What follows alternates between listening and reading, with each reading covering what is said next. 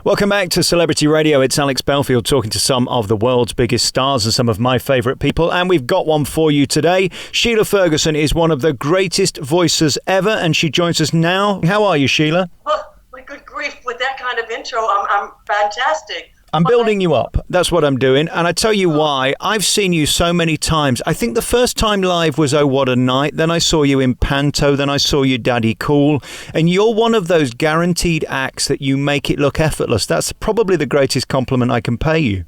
Well, that's lovely. That means my makeup's working and everything's okay. How is the makeup these days? Because if you don't mind me saying, you are delicious. Oh, thank you. Is it easy being a sex symbol? Well, thank you for saying that I am a sex symbol, but what I find is it's not as in getting ready to go out or just being, I just usually my normal self. Obviously on stage you wear more makeup depending on the part you're playing, but in my everyday life it's a baseball cap and Nikes. Well, it might be in the day, but at night you've always been the epitome of glamour, haven't you? And you've taken great pride in your appearance, and that's part of the glamour of your act. Well, I think that if people are going to pay their money, why should they come in and take a seat and look on stage and see somebody who they can see at Tesco's? It's got to be an event for them, and I will never lose that love of glitz and glamour. Yeah. I think that's what people pay for, that Las Vegas kind of chic. Exactly. I've been lucky to speak to many great vocalists over the years in your ilk, Sharon D. Clarke and Ruby Turner, and you have got that God-given voice. There's no way you can be trained it. That was something you were blessed with. Am I right? I think from what I've been seeing on TV, I think maybe I was blessed, and I think I take it for granted because it comes natural to me, and I've never had training. So when you sing like that, what I call from the soul, I mean, I know it's a very cliched expression, everything's from the soul, but to me, when a singer sings from the soul, it's not precisely the notes they hit, it's what happens between the notes, the way they bend the notes, the way they hook it all together when they're out-tracking the ad-libs. That's what real soul is. That comes from experience.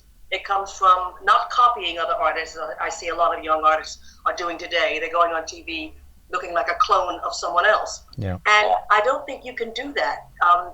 To be special, you have to have your own identity. Yes, there's not the learning ground there was in the 70s and the 80s. And it is difficult. I mean, other than the reality shows, where can people go to hone their craft? Well, let's put it this way. We came into the business to make a living, not to get a hit record.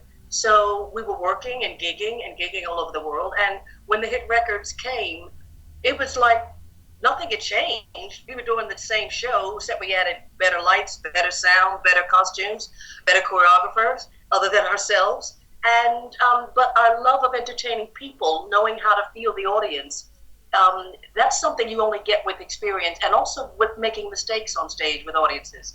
I think I've made them all. So when in the early 70s, I didn't know about you guys' pensions for football. And, you know, we finished Manchester, we were in Liverpool, and somebody in the backstage in the band said, "Oh, Man U beat Liverpool." And I went on stage and said, "Oh, commiserations to you guys for losing to Man U."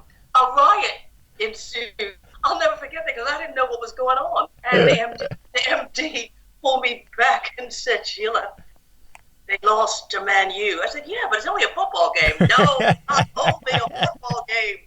It's law." I think when you learn, and we had to leave the stage until they could regain order in the auditorium. It's those kind of moments that make or break you, you know, because you've got to go back out there and say something that makes sense. So in Dubai or Abu Dhabi somewhere, and we'd flown over, and I thought I'd pay the head shake compliment by saying what a lovely flight, because they sponsored it, what a lovely flight, and how we enjoyed going over the Persian Sea, and all this and the other, how beautiful it was. And on the false tabs, our manager came up and said, "You have to apologize." I said, "For what?" He said, "Sheikh will close down the hotel. The hotel is only renting land from him. All hotels rent land from him. And it's not the Persian Sea anymore, it's the Arabian Sea." Uh-oh. I said, crying out loud, you cannot be. he said, as a heart attack. And I had to go back out and politely, in a ladylike way, make mention of the fact that I was American and my geography, obviously I failed it. And, I had to take the rap. Sheila, is there a moral, do you think, Sheila, that you should just sing songs and keep your mouth shut? Do you think there's a moral there? If there was, I'd have failed that a long time ago. I can't shut. I'm curious to talk to you about your childhood. It was an amazing beginning to your career. I mean, and certainly the 3 Degrees was fortuitous because the way that all ensued came out of a meeting and through your ability to just sing on anything, it seems. Tell us about your start in the business because it was amazing, wasn't it? Well, I guess so when you look back on it. I mean, the first record I recorded at 15, Little Red Riding Hood, hearing that through little speakers on the desk of the little 8-track console they had back then was an amazing feeling for a 14-year-old. And, the manager also managed the 3 Degrees, and they were the same age and novices as well. So we became friends, and I would sing on their records. They would sing on my solo records, and we were just always together. So when one of the girls left, I went in to fill the spot for 2 weeks, and I stayed 20 years. Yeah, extraordinary. And what a legacy of music. I mean, that sound is so anthemic. Is it still thrilling now when you switch on Magic or Smooth or Gold and you hear those songs pounding out the radio? It is really. I wish we were getting the royalties, but that's another story. But it always surprises me that people still, to this day, love those songs. And, I mean, I take it for granted because I sang them. And the harmonies we made up and all that, we just did it because we thought we were trying to be better than everybody else. So clearly, we had something that I've never been able to put my finger on. And I think that's a good thing because I believe the difference in a star and a superstar is humility. Once you start taking yourself too seriously and getting all up, the English say up yourselves? Yes. That's pretty much carte blanche to be brought down. It would be remiss of me not to pick up on what you just said. It disappoints me to think that I'm playing probably the greatest intro to any radio record. I'd like to do a campaign about that. I think When Will I See You Again is probably the greatest opener to any radio record. And you're not getting any money for it or royalties or PRS? No, we get the airplay, PRS and PPL. And as a PRS for writers, and obviously I am a writer. The royalties for sales, when we left the manager in 1983, he decided not to pay us anymore. And it's so complicated that the old boys school doesn't want to release the contract. And in order to sort it out, I'd have to get together with the other two who were there at the time. They've gone their way and I've gone my way. And it's just one of those situations that are untenable. What are the lessons that if you were speaking to a young artist now, you'd tell them? Is it about getting everything signed and sealed right at the beginning because now it's too late? Well, particularly for today's artists, which is why I work with PPL and PRS as a non-executive director, that's my way of giving something back. What I would say to any young artist now or any old artist now is to not make the mistakes we made of being so in love with the grandioseness of it all. The manager presents this wonderful contract to you that you must sign.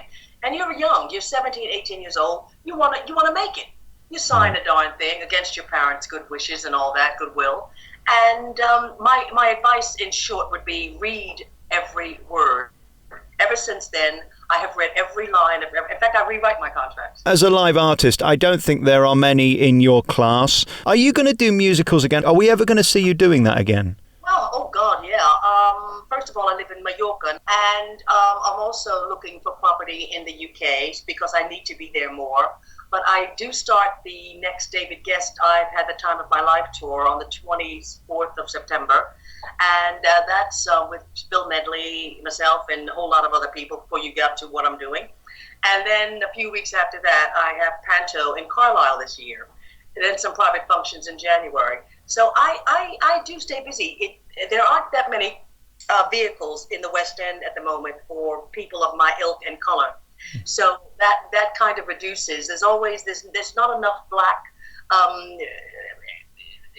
substance in the West End. And, the producers go with what they want to go with, Yeah. And just the way it is. And you have to take the bitter and sweet. Something will come along. Thoroughly Modern Millie came along. Soul Train came along. Oh What a Night came along. Those kind of musical shows are fabulous, and I do love doing the West End, but the West End is very, very struggling at the moment. I've spoken to many people over the years about this, and I think I'm going to know your answer before I ask it, but I'll ask it anyway. Talk to me about race in the media, TV and theatre. Is it any less of an issue now? We're led to believe that there is more equality, but it seems to me the more actors I speak to, the fewer roles there seem to be. Is that still the case?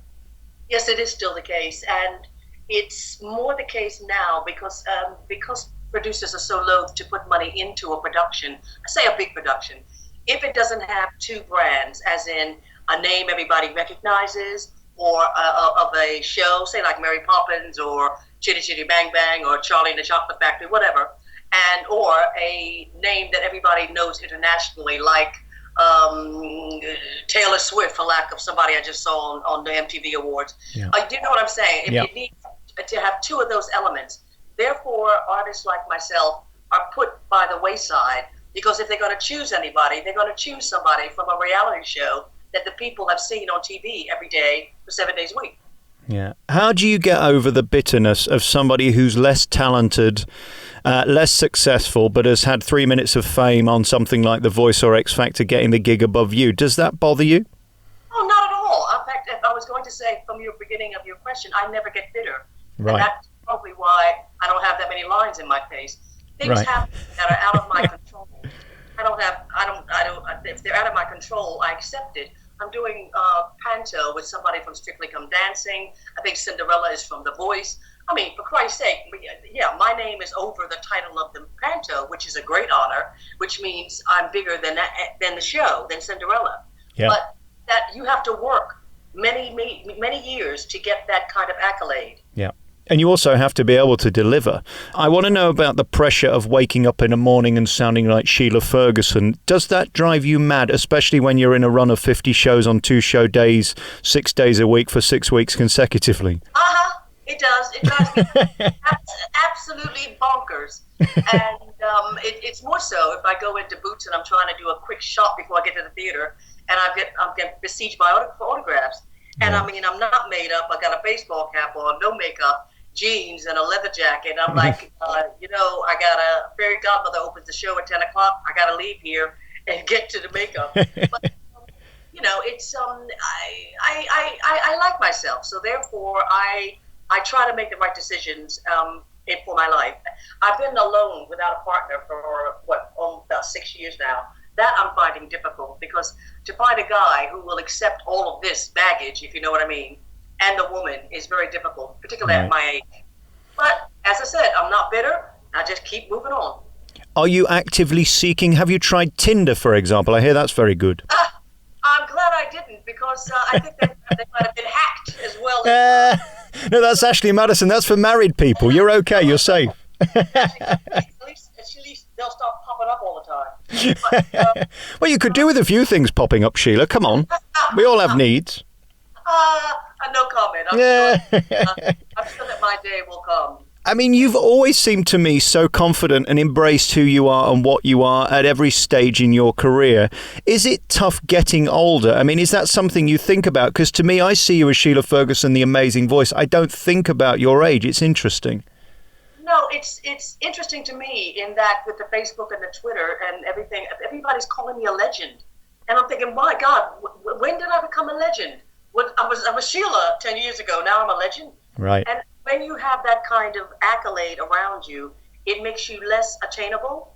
It gives you more pressure to deliver because you are a legend. But then again, they're in your pocket when you walk out there. Okay, I'm seeking right now, let's say somebody who has got a few quid in the bank and a place in Mallorca. How would I go about getting a date with Sheila Ferguson then? Come on. Oh, well, I never thought about that. If you're not married or gay and you still want to date, then we can talk. Do you know, I thought this was worth doing today, this interview. Let's go back to your career and some of the people you've worked with, because you have been in the company of some greatness. Can I throw a few names at you? Because back in the day of Motown and that era, I mean, the Diana Rosses, the Stevie Wonders, let's start with those type of people. Does it ever become normal when you're in the presence of that level of genius? I don't get nervous. That's number one. That's my stupidity, I suppose. And number two, I don't think that those kind of people are like me. We're all musicians, musos, and we're all fighting for the same thing. So there's no jealousy or animosity or backstabbing. It's like when I saw Stevie at the O2 a couple of years ago. As I was walking up to say hello, he could smell my the perfume I wear. No. He recognized it. Wow. He immediately started rolling his head back and playing "When Will I See You Again." And by the time I got to his keyboard, I was doing harmony with him. You know, it was, but it was natural. How you been? I've been all right. How you been? Lovely to meet your daughter. It wasn't just as normal as talking to you. Stevie, in terms of his hearing, I understand one day on stage, one of the mic stands fell over in front of him and he caught it before it hit the ground. That's how acute his hearing is. Musically, he's a 10 out of 10, is he? Oh, God, yes. Oh, the sky's the limit with him. Yeah. When I saw him last, I thought his vocals were not of this world. They were from another planet. Yeah. They were incredible. The kind of vocals you hear that opera singers give out, which is why they can only do 3 shows a week. His vocals were unbelievable, and it's very difficult to have a hit record, to sing it over and over again for 30, 40 years. Yeah. You do tend to change it, but he has a way of changing the melody, which I'm a firm believer in, not ruining it, ad-libbing so much that the people can't recognize the song. Yeah. But he's able to ad-lib just the right places and send tingles up my spine, which is a very difficult thing to do for a singer. Right. Does it ever become normal when they know who you are before you even have to tell them? I mean, that's extraordinary, isn't it? That Stevie knows who you are by your smell, let alone your voice. I know. And that the same when I bumped into Steele at a London hotel. Seal, rather. And before I just was paying my bill at Blake's, and he turned around and said, "When will I see you again?" We'd never met. Yeah. You know, but I'd been at the Brit Awards the night before. He'd been performing there, so you know, it was just like, you know, everybody's paying their bill, going on their way. Yeah. It's a normal thing. I could have sang, "Well, you see da dun dun dun." I told them that I'd do that in my show, and you know, we had a little exchange, but it's not star oriented. It's music oriented. Yeah. As Sheila mentioned earlier, she's touring the UK with David Guest's new production called Time of My Life, featuring Bill Medley. We spoke to Frida Payne the other day. She's in the show. And of course, Sheila will be knocking them dead. I guess for you can't really comment on this because it's a huge compliment, but is it fun stealing the show? You know you've got a set of chops that is so enormous that you can walk out and kill it. That must be thrilling.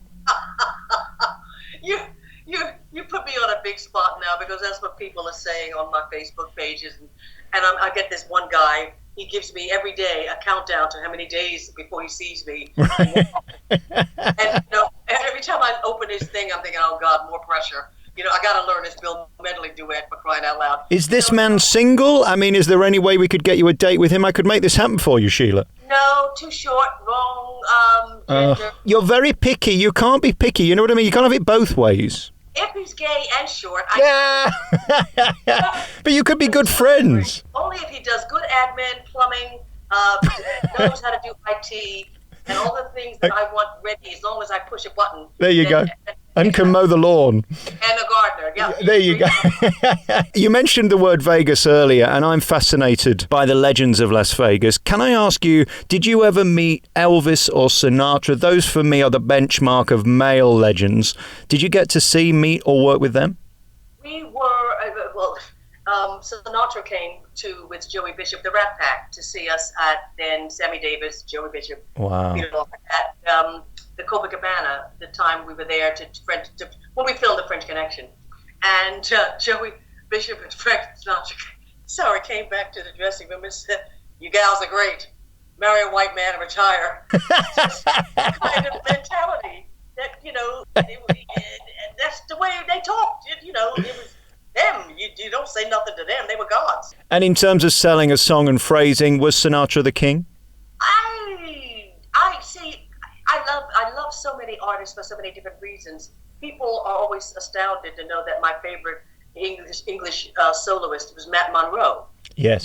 And as a child, I listened to him, and Mona Lisa, The Portrait of My Love, is probably one of my favorite ballads. And the clarity in his voice, and I didn't even know he was English. The clarity in his voice was no one has that. Right. The way Frank Sinatra bends and does notes, no one has that. The way Tony Bennett ad-libs and goes around and augments his voice with the instruments, nobody has that. So I find it's like I love Mary Mary. I don't like every song they do, but you know what I'm saying? Yeah. I take it by the song, not by the whole artist. I love Toni Braxton, not everything she does. Mariah Carey, not everything she does. So, and I mean, Marvin Gaye, I had a crush on him. That's why I became a singer. I wanted to meet him, and he was on my gig. So, if you want something in life, I think what I'm trying to say is you go after it and you get it. It seems that Las Vegas is a natural home for you because that's a place that you can't fake it. If you do, you'll be closed in 2 minutes. Have you ever considered doing the show in the desert? Because, I mean, it's a natural home for somebody of your talent and voice. Yes, but it's also very oriented to the stars of today. I mean, I'm not Kanye West. I'm not Kim Karat, whatever her name is. Thank God. And, yeah. And I'm not, who's that guy on Celebrity Big Brother, the scoop person? My name is not known in America, so I'm not going to kid myself and say somebody's going to offer me a job. That's not going to happen. More likely to happen in Europe or in the French Riviera than it is in America, to be honest, unless an album comes out, which could happen in next year. The Big Brother house or any of the other shows, would you be interested in those, or was I'm a Celebrity quite enough? I think I'm a Celebrity, being the biggest one, was probably the one to do in the mid-2000s. 2005 or 6 I did it, rather. And my God, that's a long time ago. Yeah. And I've never considered doing any others. I do find that it is hard work in getting ready for the cameras every day. Whereas in the jungle, it was accepted that you weren't wearing makeup, you weren't wearing wigs, you weren't Dolly to the nines. You know what I mean? Yeah. And you had no contact with the outside world. With the other shows, it's not. I don't know about Big Brother. That looks a bit rough because you're getting criticized every time you open your mouth. Yeah. It's become sort of baiting, hasn't it, that program? It seems like everybody's trying to bait everyone else to punch them. There's something quite unedifying about that. I feel the same way, and it's getting more and more like that. And particularly when I tune on, I don't know anybody but Bobby Dabro because I work with him. Yeah. And he's a friend. But I don't think, I'm not going to go what I think, but I didn't know any of the other people. And I'm like, okay, it's come to this. Okay, fine. As long as they make a living, great. It's very interesting. When you were doing TV in the 90s, some of the biggest shows were on the Parkinsons, the Des O'Connors, the Michael Barrymores. Again, I think you had great timing because there aren't those level of shows around today, and you got to do the biggest, didn't you? I know. I was just looking at my Riding the Bull with Matthew Kelly thing from whatever that show was called. And it's like light entertainment, LGBT particularly, has gone off the boil, same as with the BBC. Yeah. And I'd really like something to come back because then it would bring people back from terrestrial TV. So here's what we've learnt then in the last 26 minutes. We've learnt that Sheila Ferguson is going on tour with Time of My Life. It's going to be across the UK. She's going to be with Billy Paul, who I think is one of the greatest singers ever. I love Billy. He's going to be on this Time of My Life. For you, again, to be on a bill with Bill Medley and Billy Paul and Frida, I mean, must be sensational that you're up there with the best. It's great. It's the camaraderie that is the best part of those tours, being on the coach, the stories you hear. Now, that's a reality show. Yeah, there's a front page headline, isn't it? But these stories are true. I mean, the last one was with the Temptations and Kim Weston. Lord have mercy, when they start talking about Motown, I thought I was going to have to get the boxing gloves out. I could talk to you all day. I mean, the people you've met and the things you've done are extraordinary. We've also learnt then that she's on tour with Time of My Life. We've learnt that she's looking for a husband. We're going to have a date in the next 6 months. I'm seeing you in Nottingham, so we've got time for dinner, Sheila. Come on. Fantastic. Thank you, Alex. Be marvellous. And also people can find you by going to your website for your future dates and pantomime, of course, up in Carlisle this year. I'm going to come and see you up there. I've got friends up in Cumbria. Again, it's a chance to see a lady who just makes it look effortless. And, of course, it's far from that. Sheila Ferguson, you are one of our greatest voices, and I thank you for your time. Great to talk to you. Thank you, Alex. Bye.